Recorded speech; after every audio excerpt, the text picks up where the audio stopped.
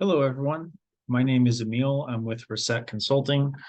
And today we're going to be going over how to format save searches in a way where you can add it to your dashboard as a KPI or a key performance indicator. There's a couple of different things that you need to make sure when you're formatting and creating your safe search to keep an eye out for. Otherwise, NetSuite will not let you add it as we call it a custom KPI. So you gotta know how to create the safe search and format it in a way that allows you to put it on your dashboard as a key performance indicator. So as you see here, I've already added my key performance indicator portlet to my dashboard. If you haven't yet, just click your personalize button up here in the top right and add in your key performance indicator portlet and just drag it down into your dashboard. I've already added mine as well as a few KPI meters, which we'll go over in just a second. The way to add your custom KPIs. So you'll notice there are both standard and custom KPIs. Standard ones are shown with this question mark here. Custom ones are shown with the small green C that we see here as well. So without further ado, let's get into the first save search. So I'm going to pull up my first one, which is going to be demo ecom sales order value.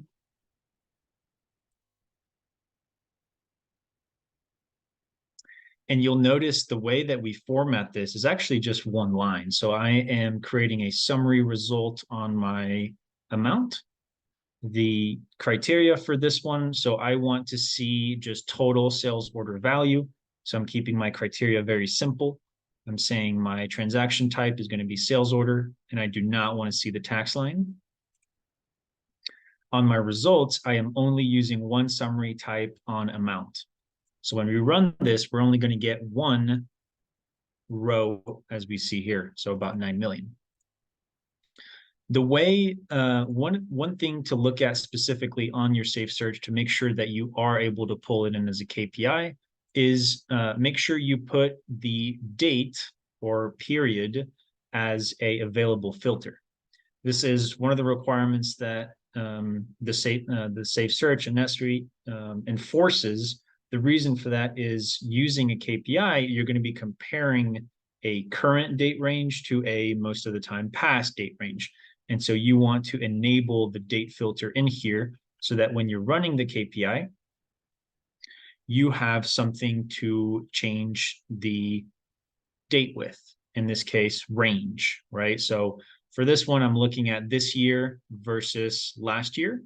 Notice this here is a drop down, and so you're able to say, and specify the filter on the date. All right, so make sure you put the date as an available filter. So that's the first one. Let's go over the second one. So it's going to be ecom sales order average value. And you'll notice here on this one, I'm comparing the average value again from this year versus last year. So a very nice uptick that we see here. The summary is very similar. So I'm saying type sales order, tax line is false. And I actually made this as a formula numeric. You could use the normal amount field. I just wanted to make sure I was pulling the right field. And so I made a formula, and I am using the standard summary for average. And I want my function to round the amount to hundreds. And so as we see here, again, one row. And don't forget to put your date here as a filter. Make sure you check the box for show and filter region. And as we see here, I am now getting a comparison for the average value per order this year versus last year. All right. The next one is going to be fulfilled orders. So in an e-com environment, you might want to know how many orders have actually been fulfilled. You can either do types here, sales order with the status of fulfilled, or just query on the item fulfillment transaction type. It's really up to you. Results, On my document number, I'm going to count the number of document numbers in this case and round to hundredths. Don't necessarily need this. And again, make sure you put the date in your filter. And I'm able to see now my fulfilled orders this year versus last year. Again, if I wanted to change my comparative range, I could always do that on a per KPI basis. All right, with this drop down here. The next one is items count. So let's take a look at that one. This formula here gets a little more interesting. So what we want to do is count the number of items in this case on all of the sales orders. So kind of an interesting metric here. The final one, which I think is most likely the more interesting one, is going to be your average items per order. So looking at all of your sales orders, in this case, I'm comparing the number of items on an average basis on orders for this year versus last year. So a nice uptick here of also 20%, which is a good metric to see on your sales orders. So last but not least, the criteria here, I'm looking at sales order.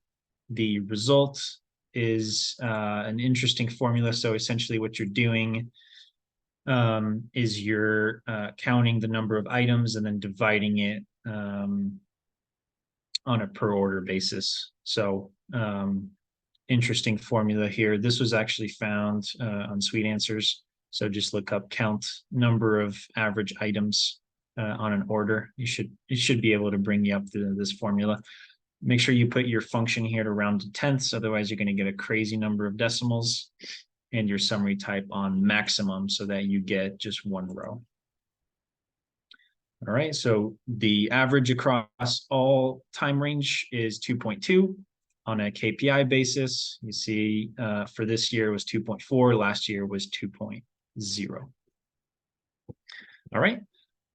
Lastly, the last thing I want to comment on. So now that you have your custom KPIs here on your dashboard, you're now able to pull those into what are called KPI meters, which are essentially a visual representation of one of these rows.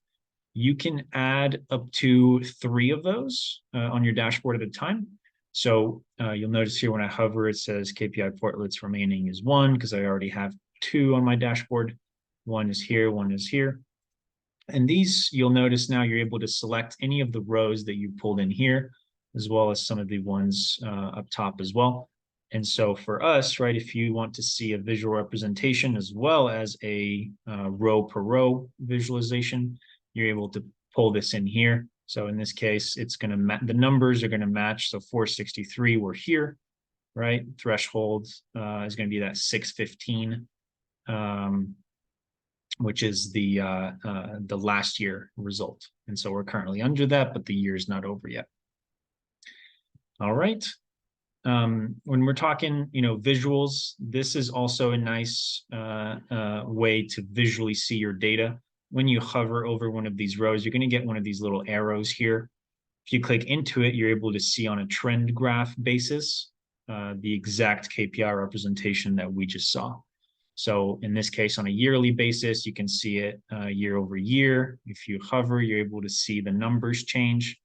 And you have the option to change how you visually want to see it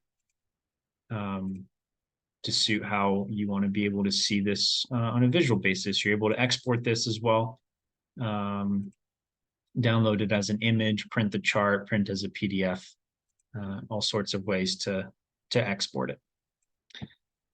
All right, that's it for today. Thank you for watching this video, and we'll catch you on the next one. Thank you.